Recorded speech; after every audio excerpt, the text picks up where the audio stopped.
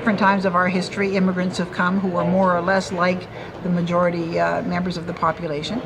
And it's not that we don't have stresses and strains from that.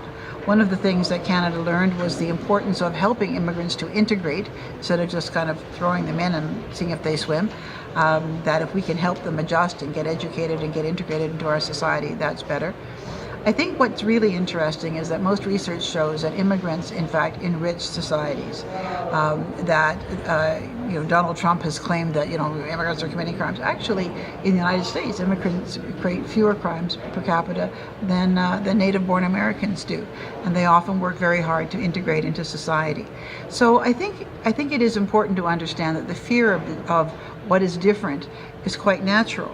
But what is also interesting is that if you look at things like the Brexit vote, where people now acknowledge that immigration was the big issue, the areas of Great Britain that were big and cosmopolitan and had lots of immigrants voted to remain in Europe.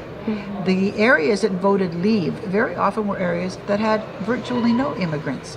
So this is a kind of perplexing, interesting issue. The same thing in the United States. The areas on the coasts, the big cosmopolitan areas in the west of Los Angeles, San Francisco, Seattle, on the west coast, New York City, all of those areas, Washington, all those areas are the areas that tend to be most liberal with respect to immigration, whereas the areas in the center of the country that often have very little in the way of immigrant population, not in a growing number, but certainly not as many as on the coast, tend to be more resistant. What that shows is that familiarity, rather than breeding contempt, actually creates a sense of comfort. And the real challenge is, who is us? You also have to look at it over time. If I look at my own country, when I was a young woman, most of the, I was born after World War II, most immigration for that century in Canada had come from Western Europe. But as Western Europe got more prosperous with the Marshall Plan after World War II, people didn't want to leave so much. So immigrants started coming from other countries and they began to look different. Our population became more multicolored.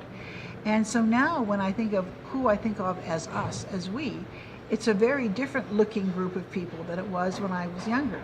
And yet, I feel very, very comfortable. What's most important to me, if somebody is a Canadian, is if they respect our Canadian way of life, they have our values, they participate in our Canadian society, but also maybe bring interesting cultural nuances and ways of doing things and ways of seeing things that broaden our society and enrich it. So I'm on the plus side for immigration, but I don't pretend that it's not a challenge, and responsible governments help immigrants to be accepted into their society.